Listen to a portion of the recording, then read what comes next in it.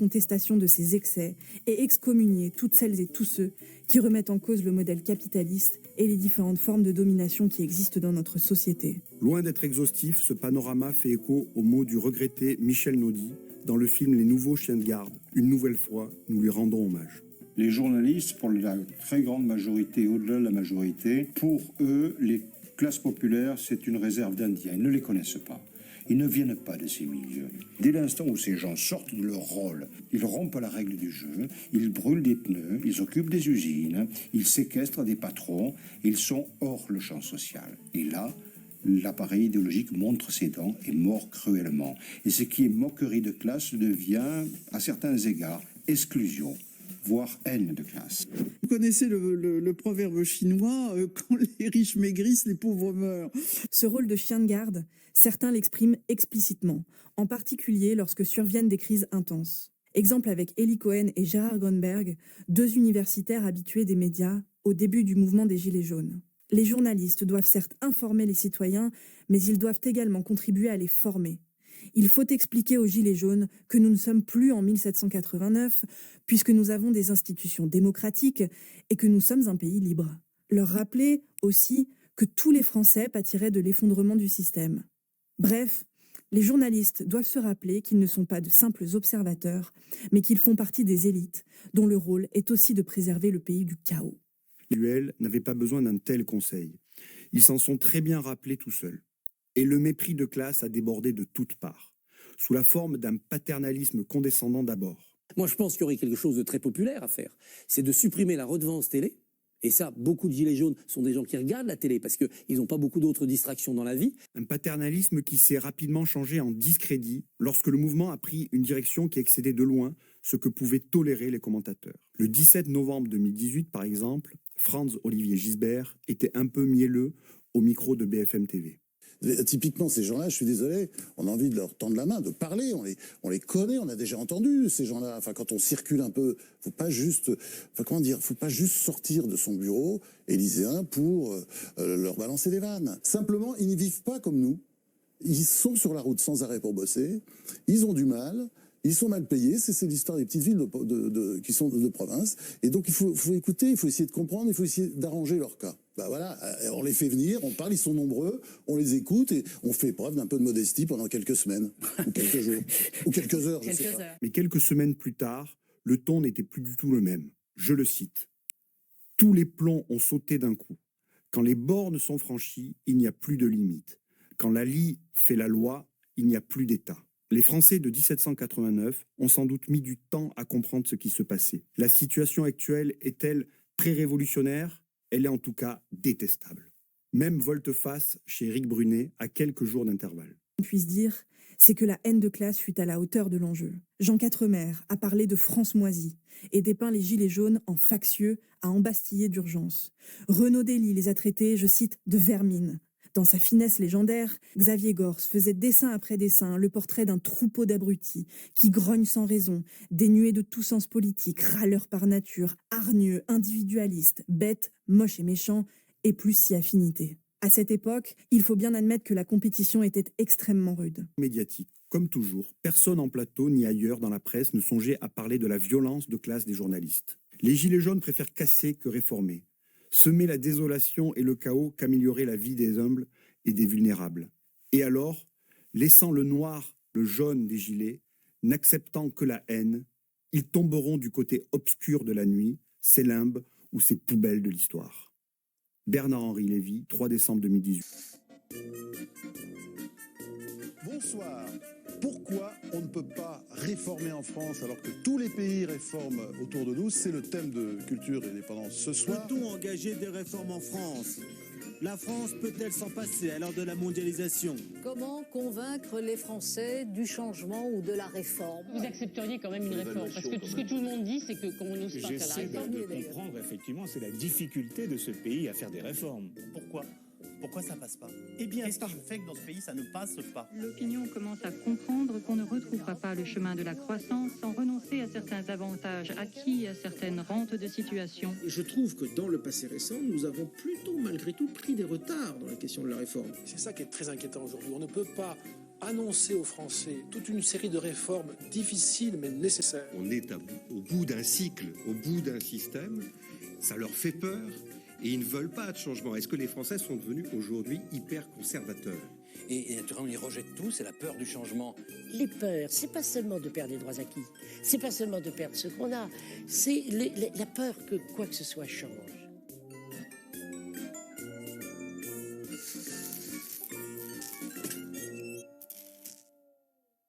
Pourquoi les concepts qui nourrissent le débat public sont les concepts comme la réforme, l'archaïsme, la France qui tombe, le déclinisme, le déclin, le modèle social français, etc.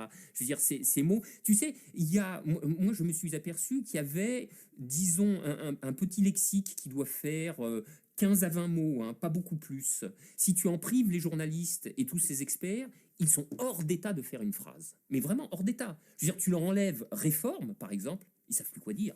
Je veux dire, ils peuvent plus construire, ils peuvent plus mettre 3 mots l'un derrière l'autre. Convaincre, c'est aussi et surtout se donner les moyens de convaincre. Pour ça, les médias ont leurs champions, véritables staccanovistes des caméras et des micros. En 6 ans, les 2 économistes Frédéric Lordon et Jean Gadret auront été invités 32 fois à la radio et à la télévision. Durant la même période, Jacques Attali, Jean-Hervé Lorenzi et Michel Godet totaliseront à eux 3 912 passages.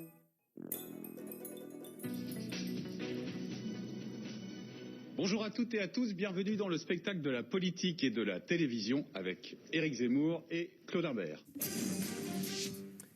Même si journalistes et experts s'entendent sur l'essentiel, il faut quand même conserver les apparences du débat démocratique. RTL Matin. Et on vous attend au 32-10 pour intervenir dans ce match du jeudi pour nous dire si... Les médias mettent ainsi en scène régulièrement des joutes acharnées entre débatteurs que tout oppose. Dans cette émission de LCI, par exemple, c'est un intellectuel de gauche, Jacques Julliard, qui chaque semaine affronte Luc Ferry, un philosophe de droite. Attention, la violence des échanges est insoutenable. Hélas, Luc, je n'arrive pas à être en désaccord avec ce que vous venez de dire. J'aimerais bien. Moi, j'irai dans l'autre sens et je pense que sur ce point, vous serez d'accord avec moi, comme je suis d'accord avec vous sur l'autre. Comme vous, je me réjouis du poids de cette opinion publique. Je suis d'accord avec ce qu'a dit Jacques. Je trouve que Luc a parfaitement raison. Il faut expliquer, il faut faire comprendre le problème de la mondialisation. Vous êtes en train de dire le troisième point, mais j'allais le dire sur la rigueur, je suis hélas d'accord avec vous. Et vous avez raison. Sur ce point, il n'y aura pas de débat très vif entre Luc et moi. Non, encore une fois, je suis d'accord avec ce qu'a dit Jacques. Il fallait faire d'abord le traité constitutionnel et puis l'élargissement après. Vous me rendrez cette justice, Luc, que je dis la même chose que vous, non pas avec l'autorité d'un ministre, mais que j'ai toujours pensé cela. Je suis assez d'accord avec ce que vient de dire Jacques, à ceci près que, bon, d'ailleurs, vous avez ouvert un petit parapluie, je ne mettrai pas le libéralisme et le communisme sur le même plan, mais peu importe. Là-dessus, je suis entièrement d'accord avec vous. Mais on a besoin aussi, et là je ne pense pas d'ailleurs que Jacques, vous soyez en désaccord avec moi, mais je pense que c'est encore plus difficile et plus urgent. On nous dit qu'on est trop en désaccord, s'inquiète même sur nos relations. J'espère que, voilà. Non, je signale qu'elles sont excellentes. Et cette semaine, nous sommes entièrement d'accord et nous n'en avons aucun scrupule. Sont impossibles à remettre en cause, et il n'en sera même pas question, votre honneur, la construction européenne telle qu'elle est, le mouvement général de déréglementation de tous les marchés qu'on appelle autrement la mondialisation, et l'entreprise générale de réduction de la taille, et pour ce qui concerne la France, de démantèlement silencieux de l'État social. Bon, voilà, ça c'était vraiment, c'était les limites de l'épure. Donc il y a ceux qui discutent dans le cadre, et il y a ceux qui discutent pour changer le cadre. Ceux qui veulent changer le cadre, c'est-à-dire les oppositions primaires, ceux-là seront écartés définitivement. Mais bienvenue à ceux qui veulent grenouiller à l'intérieur du périmètre du bac à sable. Ceux-là, oui, on les accepte. Mais enfin, ça fait quand même un débat politique, je veux dire, sacrément atrophié. Pour bien poser les termes du débat, l'une des figures rhétoriques la plus utilisée, c'est l'exemple étranger. Là-bas, ailleurs, chez nos voisins, dans tel ou tel pays, se trouvent les choix courageux, le modèle, l'exemple à suivre. Et parmi tous les pays qui, avant la France, ont eu la sagesse et le courage d'engager les réformes nécessaires, une nation a connu particulièrement la faveur des journalistes et des experts. C'est la Grande-Bretagne. Son virage libéral, engagé depuis Margaret Thatcher, a été l'objet d'une admiration fervente.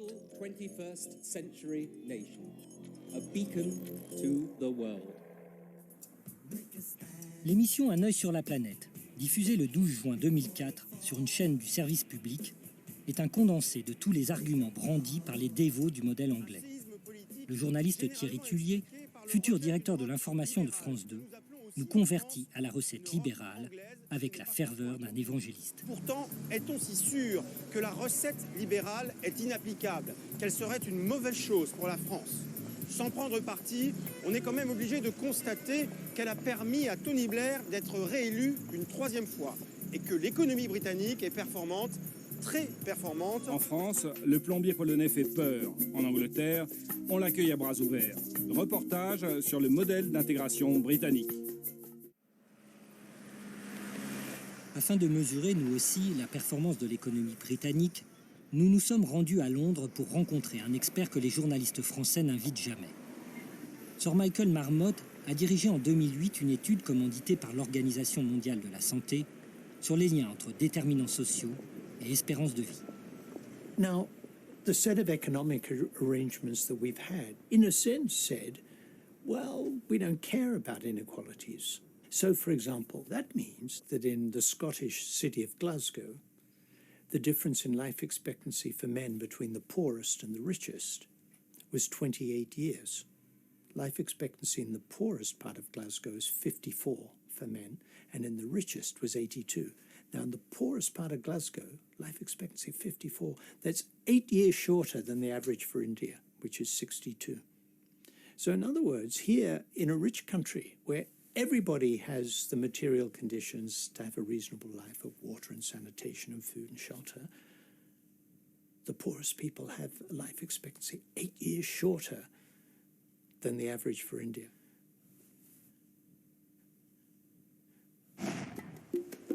Alors, puisque ça marche, faut-il faire comme les Anglais? Doit-on les copier? C'est le 10e numéro d'Un œil sur la planète. 4 ans plus tard, la crise économique a démontré à quel point le modèle anglais était performant.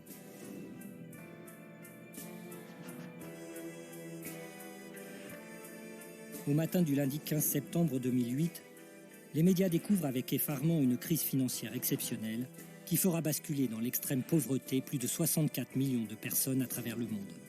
Trop occupés à faire la promotion des lendemains qui chantent de la révolution libérale, leurs experts préférés n'ont rien vu venir. Et parmi eux, il en est un particulièrement renommé et influent, qui, comme les autres, n'a rien vu venir. C'est Alain Minc. Si depuis 30 ans, un Michel Godet a fait figure d'expert ordinaire, durant la même période, Alain Minc, lui, a joué dans une toute autre catégorie. Tout d'abord, une question. Page 230, à un moment, vous dites « Nous autres libéraux de gauche ». Qu'est-ce que c'est qu'un libéral de gauche? Oui, c'est la question à 100 francs. Alain Minc est l'archétype même du premier de la classe. Cet expert extraordinaire conseille en effet aussi bien les grands patrons que les ministres et les chefs d'État. Dans les médias, il est à la fois sur scène et dans les coulisses. Sur scène, on le voit autant dans les émissions littéraires que dans les grands talk-shows politiques.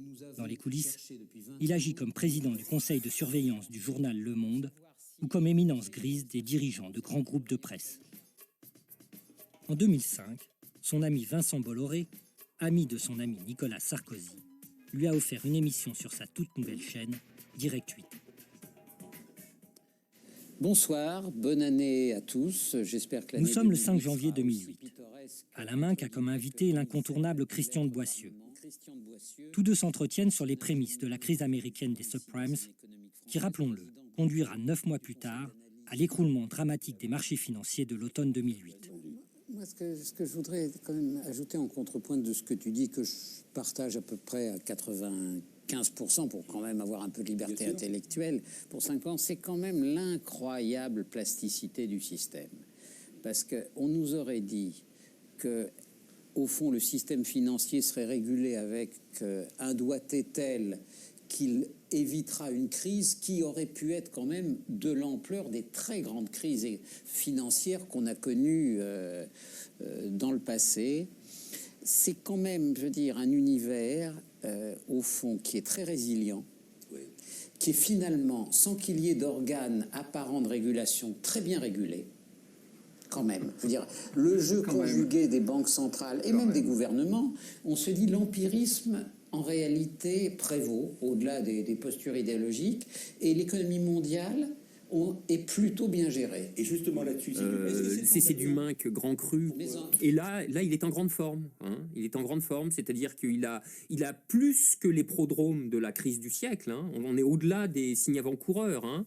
Mais non, le système est résilient, il va avaler ça, et on va glisser onctueusement, et la croissance va repartir. Il y a un certain niveau de spéculation intellectuelle répétée, avec toujours le même type d'erreurs, et des erreurs énormes, qui devraient être également sanctionnées, non pas sur le plan financier, mais tout simplement parce qu'à un moment donné, un système démocratique devrait interdire à ces gens-là de conserver leur position, leur statut de grands experts, de grands prêtres, de ceux qui nous disent le vrai. Alors, nous en sommes très loin. C'est le propre de tout ce qui s'est passé avec cette crise. Elle a pris à revers, et là on voit, je veux dire, c'est la séquence du contre-pied même, ça. Hein. Elle a pris à revers tous ces gens qui, pendant 20 ans, ont certifié que la déréglementation était le meilleur des systèmes. Bon, là, c'est la démonstration à grand spectacle d'une erreur, d'une colossale erreur. Bon. 6 mois plus tard, le 7 juin 2008, Alain fait à nouveau preuve du même optimisme. Il invite un autre expert, Daniel Cohen, à la fois éditorialiste au Monde et conseiller à la Banque Lazare. Le 7 juin, c'est, rappelons-le, 3 mois avant le krach de septembre 2008. Une expression, à mon avis, qu'on ne peut pas employer, qu'il est le meilleur économiste français à mes yeux, mais comme c'est l'expression que Valéry Giscard d'Estaing a employée pour Raymond Barre, ce serait quand même un peu excessif. Mais je crois que c'est l'occasion d'avoir un diagnostic sur un moment économique un peu particulier. Tu disais, je crois très justement que d'une certaine façon, la crise financière, encore que ce ne soit pas du tout fini, mais la crise financière est a priori passée, c'est-à-dire le risque plus exactement que la crise... dérapage. Voilà, le risque que la crise financière dérape en crise systémique où les banques tomberaient comme des dominos, ça semble écarté. Bon, voilà, on est à nouveau confronté à une situation où on se dit, si le meilleur économiste de France, selon Minc, se trompe à ce point, nous sommes en juin 2008, est-ce que ça signifie que toute la profession est condamnée et que finalement personne n'a rien vu venir? Or non, voilà, il faut aussi pouvoir dire qu'un certain nombre de gens, y compris des économistes, ont vu les choses venir, et ça depuis plusieurs années. La vraie question est de savoir pourquoi ceux à qui on donne la parole sont ceux qui sont les moins critiques des fondements du système. Donc, Daniel Cohen n'a vraiment rien vu venir. Effectivement, il y a une constance dans l'erreur qui est accompagnée d'une constance similaire dans l'indulgence. Donc, ils peuvent dire de tout. Ils sont inoxydables, ces gars-là, quoi. Et on se demande s'il faudrait qu'ils disent pour qu'un jour, un média finisse par considérer que, écoute, là, vieux, tu es gentil, mais tu vois, tu te rends bien compte, c'est plus possible, on va plus pouvoir te faire venir. C'est bien sûr le contraire qui s'est passé. Ce sont les mêmes experts qui sont venus commenter cette crise d'un système dont ils ont tant fait l'éloge. Et on les a vus encore plus fréquemment. Entre septembre 2008 et décembre 2010, Alain Minc, Christian de Boissieu et Daniel Cohen totaliseront à eux 332 passages à la radio et à la télévision. Frédéric Lordon et Jean Gadret, eux, n'auront été invités que 21 fois. Je crois qu'on est tous d'accord pour dire...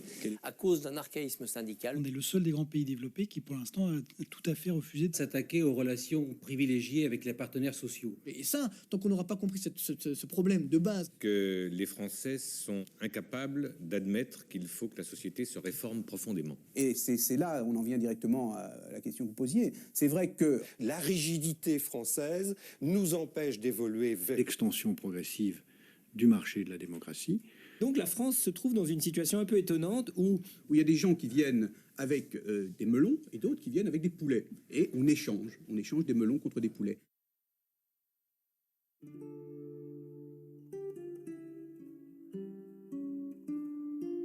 Quand les idées bourgeoises furent regardées comme les productions d'une raison éternelle, quand elles eurent perdu le caractère chancelant d'une production historique, Elles eurent alors la plus grande chance de survivre et de résister aux assauts. Tout le monde perdit de vue les causes matérielles qui leur avaient donné naissance et les rendaient en même temps mortelles.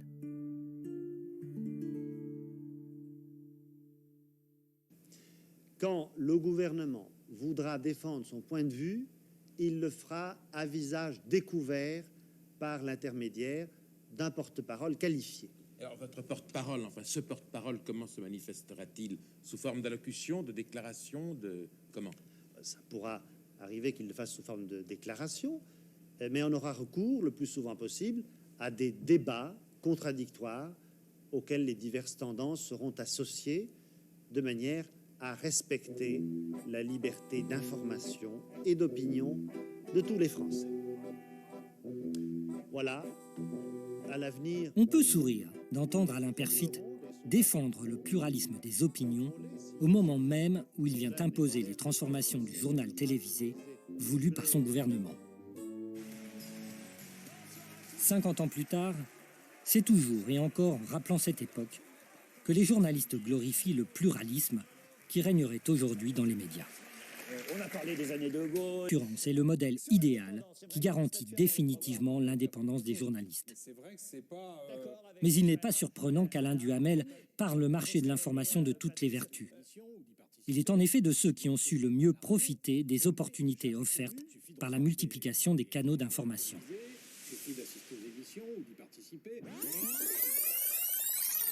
Alain Duhamel a débuté à l'ORTF à l'époque où Alain Peyrefitte s'invitait au journal télévisé. En parallèle d'une carrière d'inoxydable intervieweur de chef d'État, il illustrera le pluralisme de l'information d'une manière toute personnelle. Au début des années 2000, il vend ainsi ses éditoriaux dans pas moins de 10 médias en même temps. France 2, Canal+, RTL, Libération, Le Point, Nice Matin, Les Dernières Nouvelles d'Alsace, Le Maine Libre, Le Courrier de l'Ouest, Presse Océan. Il est bien normal qu'Alain Duhamel ne morde pas la main du marché qu'il a si bien nourri.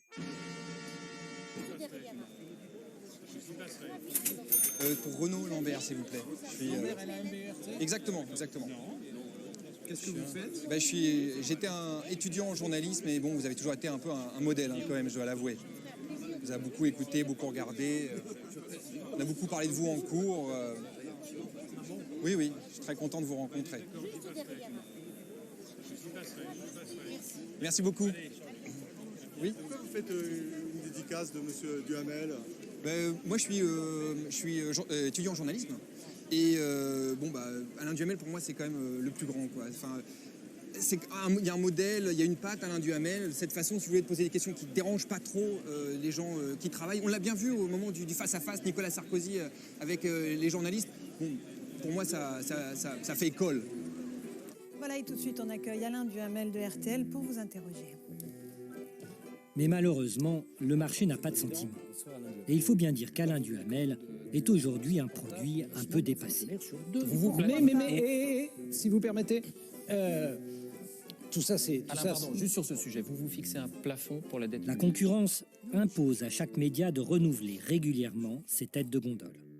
Elles sont rajeunies et se substituent aux précédentes.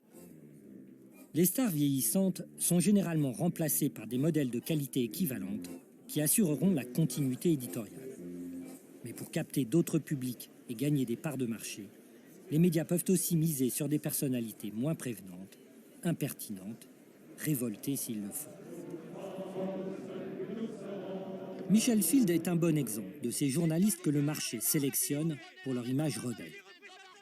Sa carrière suit la trajectoire banale du révolté qui rentre dans le rang. En tant que militants révolutionnaires, nous pensons que nous changerons de société, effectivement, parce que nous y serons contraints par les gens d'en face, par la force. Et nous pensons que la lutte armée est quelque chose à ne pas exclure a priori. Ces années militantes, Michel Field en fait un label qu'il valorise d'abord sur le service public. On le voit, tard dans la nuit, évoquer le philosophe Félix Guattari en compagnie de l'ex-brigade rouge, Tony Negri. Des milieux comme ça de la gauche. 10 ans plus tard, sur son plateau, les invités ont changé. Michel Field compose le 17 en direct devant les caméras et appelle au secours la police. C'est une demande grandissante de la part de nos concitoyens, que la sécurité fait partie des libertés fondamentales. Progressivement, Michel Field a fait sien, avec un talent certain, les us et coutumes des stars de la profession. Casino est un grand groupe, c'est le vôtre. Quand on voit ces images, on meurt d'impatience de savoir quand les nouveaux produits seront dans les magasins. Michel, voici une barre de caisse standard. Je la reconnais. Et la voici avec notre nouvelle signature. Sourire suivant. Encore 5 petites années de plus, et Michel Field anime un meeting UMP pour le oui au traité constitutionnel européen. Il y fait acclamer Arnaud Lagardère, le patron d'Europe 1, la radio pour laquelle il travaille. Michel Field vous ouvre les portes du Café Découverte sur Europe 1. On l'entend aujourd'hui, à l'heure de la sieste, évoquer les rêves de jeunesse de Claire Chazal. D'où elle vous vient cette passion pour la danse? De petite, j'aimais Et le oui, sport. vous avez déjà deviné où Michel Field dîne le dernier mercredi de chaque mois. Bien sûr, Michel Field est loin d'être le seul faux impertinent à pimenter les grilles de programme. Le marché en fabrique régulièrement. Révolutionnaires de tous les pays, désunissez-vous.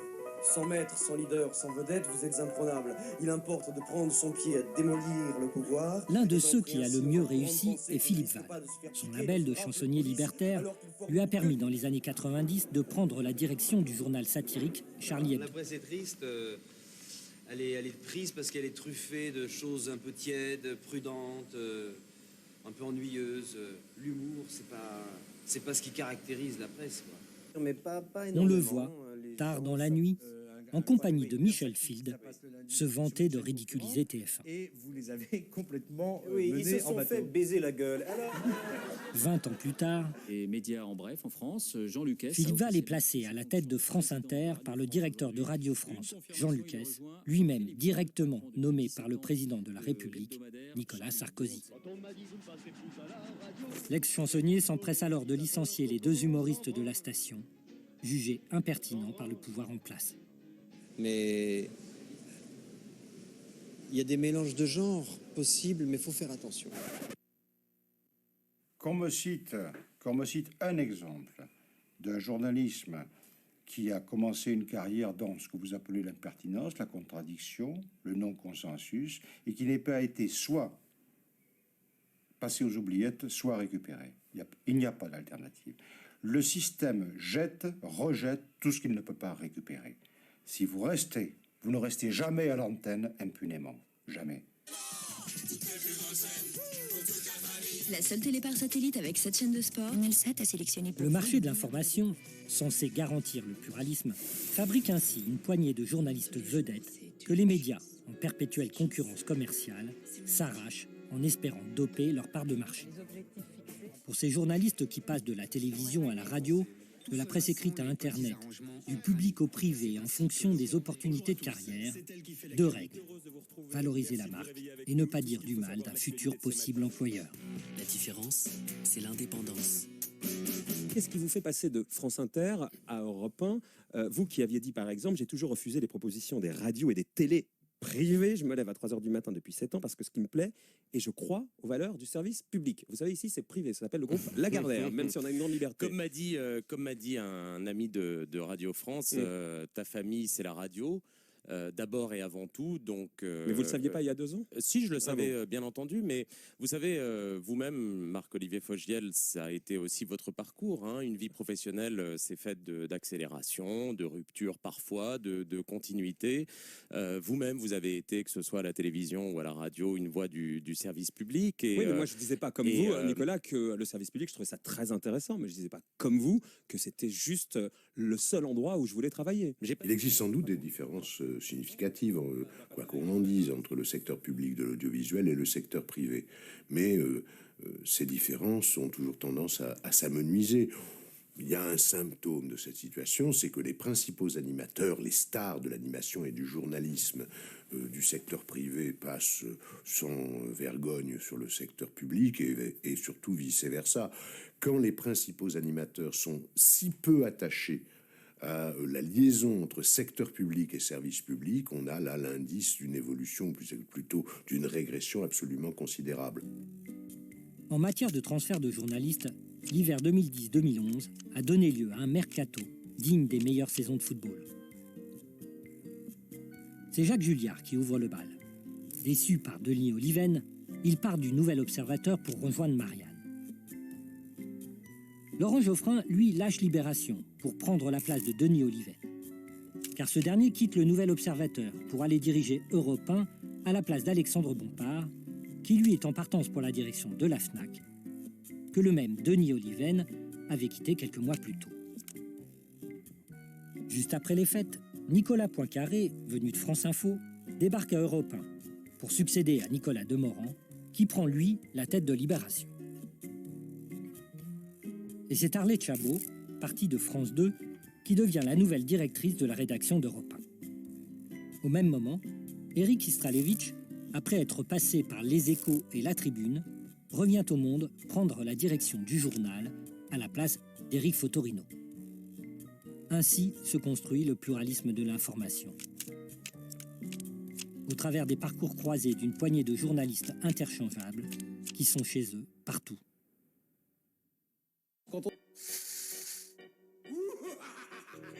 Il ne se passe plus de jours maintenant, depuis des années d'ailleurs, sans qu'on évoque la délinquance et la violence. C'est un constat inquiétant. La violence touche de plus en plus les écoles maternelles et primaires. Les enfants bandits, c'est un sujet rarement abordé, celui de la violence des 3 à 13 ans. C'est un chiffre qui inquiète la police. La délinquance, on le sait, s'est considérablement développée cette année, notamment dans le Val-de-Marne. Une violence qui semble s'intensifier également dans les délits quotidiens. Mais cette évolution ne suffit pas, loin de là, à faire disparaître le sentiment d'insécurité. Par exemple, à Cherbourg, dans la Manche, les commerçants là-bas en ont assez des vols, des cambriolages et du vandalisme. Sans vouloir être particulièrement alarmiste, il faut savoir que les vacances d'été sont la période de tous les dangers. Mais d'abord, ce fait divers terrifiant. C'est un drame épouvantable qui s'est produit hier soir à Marseille. Elles ont été tuées dans des conditions particulièrement sauvages. Pour avoir projeté d'enlever, de séquestrer, de violer, de torturer une fillette. Disparition, enlèvement, vivant, mort. L'insécurité au jour le jour, c'est l'un des thèmes centraux à 5 mois des échéances électorales en France.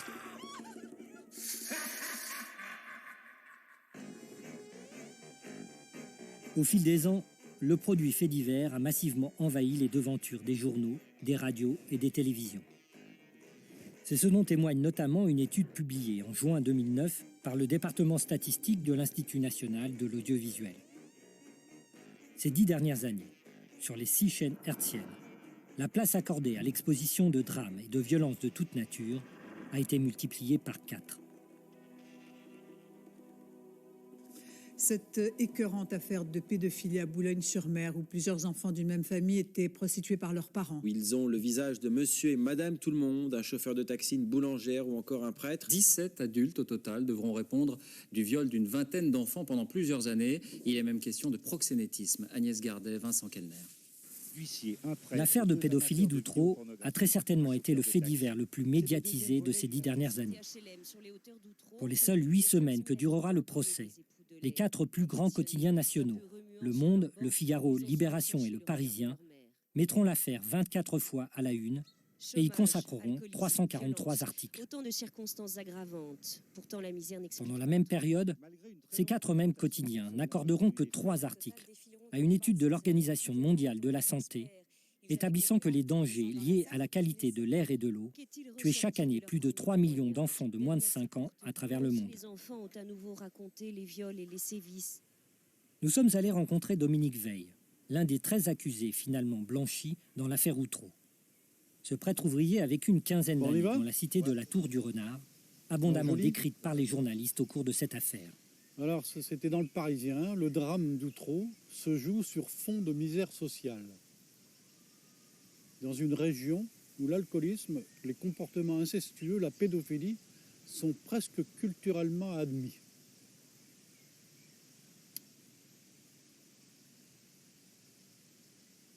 Dans le monde, il y a à Boulogne 5 ou 6 dossiers en cours de ce type. C'est la gangrène, c'est devenu une sorte de mode de vie dans les cités. On se tape une bière comme on se tape un garçon. La modeste cité de la Tour du Renard d'Outreau est-elle frappée de malédiction? On veut plutôt croire qu'elle est, comme beaucoup d'autres cités, semblables dans le Nord-Pas-de-Calais et ailleurs, victime de l'explosif cocktail chômage, alcool, oisiveté, promiscuité.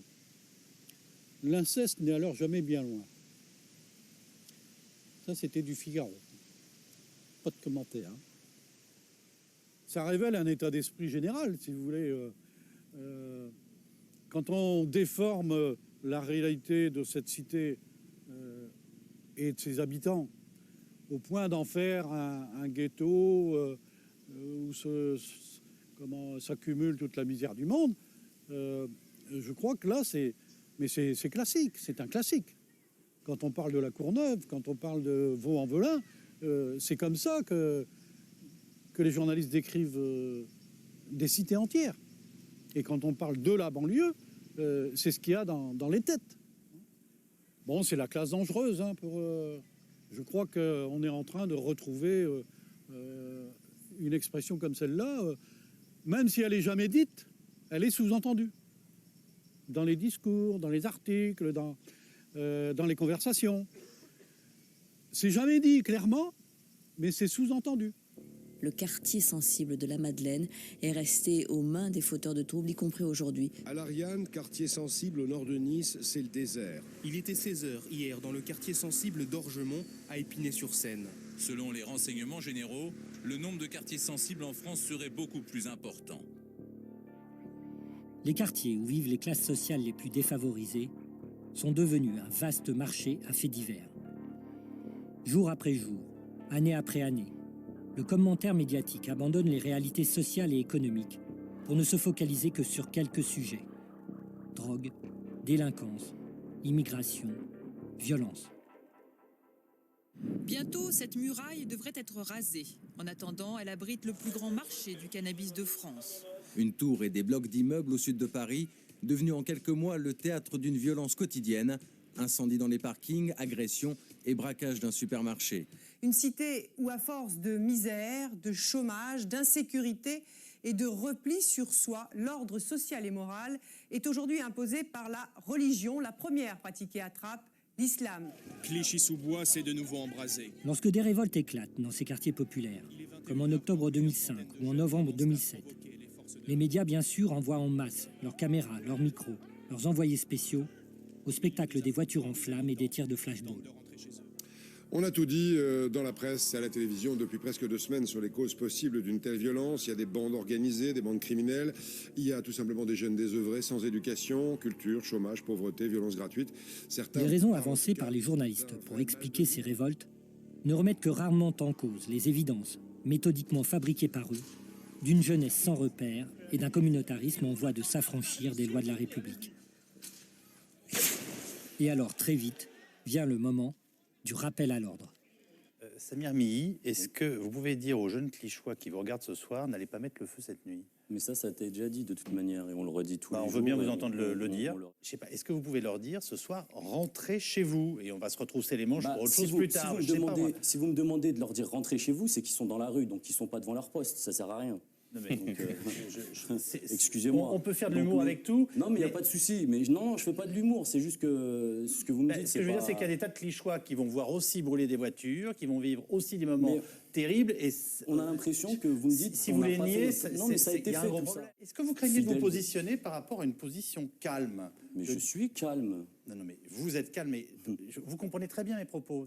On a l'impression qu'il vous est impossible de dire clairement aux plus jeunes qui sont dans les rues, peut-être au moment où nous parlons, il faut rentrer chez soi. Ça ne sert à rien de foutre le feu à la ville.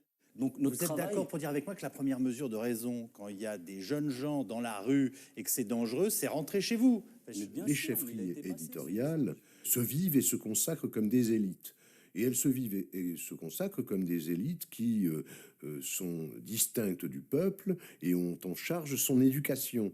Et l'éducation du peuple, évidemment, c'est l'éducation à la paix sociale.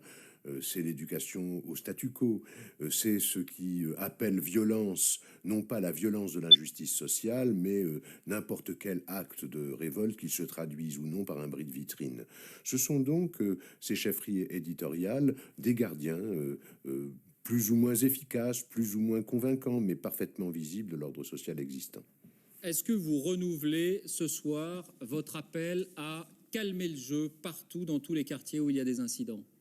Est-ce qu'on admet que à l'illégitimité de l'exploitation, du mépris que l'on impose à ces gens, peut correspondre la légitimité de la violence qui existe, qui doit exister, qui peut exister en tout cas dans la révolte? Tout est là. Il est une violence symbolique légitime pour M. Pujadas. Il est une violence physique collective illégitime pour M. Pujadas. La ligne de partage se fait selon des intérêts, excusez-moi de l'archaïsme du mot, des intérêts de classe. Bonsoir Xavier Mathieu, vous êtes le délégué CGT de Continental à Clairoy. On comprend bien sûr votre désarroi, mais est-ce que ça ne va pas trop loin? Est-ce que vous regrettez ces violences? Vous plaisantez, j'espère. Pour vous, la fin justifie les moyens? Attendez, mais la fin, on est à 28 jours de la fin, monsieur. On entend votre colère, mais est-ce que vous lancez un appel au calme ce soir? Je lance rien du tout. J'ai pas d'appel au calme à lancer. Les gens, ils sont en colère, et la colère, faut qu'elle s'exprime. Il y a un proverbe dernière manifestation qui dit qui sème la misère récolte la colère. C'est ce qu'ils ont aujourd'hui. Il y a plus de 1000 familles qui vont être... Ce 21 avril 2009, le présentateur du 20h de France 2 est tombé sur un os. Le délégué syndical de l'usine Continentale de Clairoy refuse de se soumettre à son appel au calme.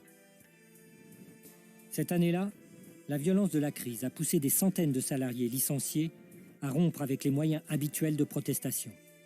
Les médias stigmatisent aussitôt le danger de la révolte ouvrière et en fixent les limites. C'est qu'il faut toujours faire plus. Avec un défilé de pancartes devant l'Assemblée nationale, vous avez 1 minute et encore. Une séquestration 2-3 minutes. Et si vous dites « attention, tout va sauter », vous pouvez espérer faire péter l'audimat. C'est un ras-le-bol. C'est de la colère. Oui, c'est de la colère, c'est un ras-le-bol. Et effectivement, je pense que ça va se développer. Et comment lutter contre ça? Comment essayer de l'empêcher? Est-il légitime ou scandaleux pour des ouvriers au bord du licenciement de séquestrer un patron ou des cadres dirigeants dans leur bureau, même sans violence, même en les libérant assez rapidement? Évidemment, c'est inacceptable. Le boss snapping, comme on dit dans les pays anglo-saxons, la séquestration de patrons, c'est aussi inadmissible. Inadmissible de retenir des personnes contre leur volonté dans des bureaux. Pensez à la peur qui les assaille en ce moment-là, à l'angoisse de leur famille. C'est contre l'état de droit. Les prochains coups, il va falloir qu'elle tape fort une fois de plus en plus fort. Les journalistes, pour la très grande majorité, au-delà de la majorité, pour eux, les classes populaires, c'est une réserve d'Indiens. Ils ne les connaissent pas. Ils ne viennent pas de ces milieux. Ils n'en connaissent pas les codes, ils n'en connaissent pas les préoccupations, ils n'en connaissent pas les conditions de vie, ils n'en connaissent pas la culture, ils n'en connaissent pas les traditions. Dès l'instant où ces gens sortent de leur rôle, qui est d'être dans un fond de panneaux de paysage, d'être des gens pittoresques, d'être des gens identifiables à des poncifs idéologiques, dès l'instant où ils sortent de là, où ils ne sont plus des Indiens dans leur réserve, alors ils deviennent dangereux. Parce qu'ils rompent avec le consensus mou de la démocratie molle, ils rompent la règle du jeu, ils brûlent des pneus, ils occupent des usines, ils séquestrent des patrons, ils sont hors le champ social. Et là, l'appareil idéologique montre ses dents et mord cruellement. Et ce qui est moquerie de classe devient, à certains égards, exclusion, voire haine de classe. Est-ce qu'on est en train de passer de la contestation sociale légitime à la violence, au lynchage, comme vous dites même, reprenant Sartre? Oui, attendez, les patrons, aujourd'hui c'est les patrons, demain ça sera un avocat dont la plaidoirie ne plaira pas, après-demain ça sera un professeur dont on trouvera qu'il a trop d'affection pour la princesse de Clèves ou pour le rouge et le noir, un jour ça sera vous, parce qu'on n'aimera pas un de vos éditoriaux un matin. Je crois qu'il y a aujourd'hui, de la part de franges minoritaires, il y a un vrai risque de violence, un vrai risque de lynchage et qu'il ne faut pas laisser passer.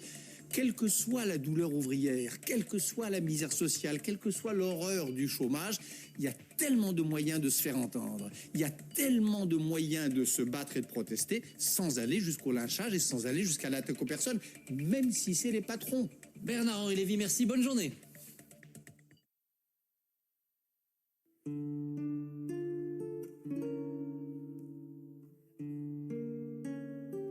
Le bourgeois feint de traiter le peuple comme l'ensemble de ses enfants. Il le reprend, l'avertit, le secourt, car il est assez clair que ce peuple ne saurait prendre lui-même en main ses destinées.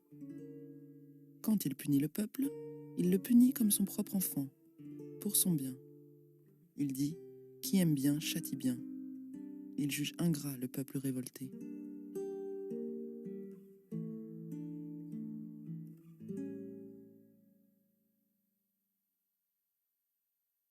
Nous pensons qu'il convient dans une démocratie comme la nôtre d'établir un certain nombre de règles et qu'il faut à nouveau poser des principes auxquels les démocrates devraient souscrire sans hésitation. Réaffirmer la nécessité du pluralisme dans la presse. En ce mois de novembre 1983, le Premier ministre Pierre Mauroy, à la tribune de l'Assemblée nationale, défend un projet de loi pour la liberté de la presse. Le candidat François Mitterrand l'avait promis. La gauche au pouvoir a l'ambition de donner aux médias français leur indépendance et de garantir leur pluralisme.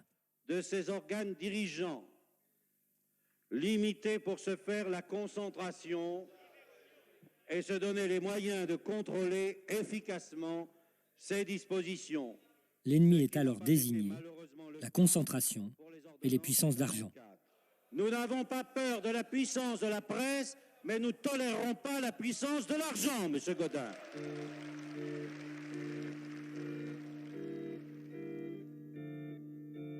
Le 13 mai 2009, le journaliste Jean-Pierre Elkabbach, la voix du groupe Lagardère, reçoit la Légion d'honneur des mains de l'ancien président de la République, Jacques Chirac.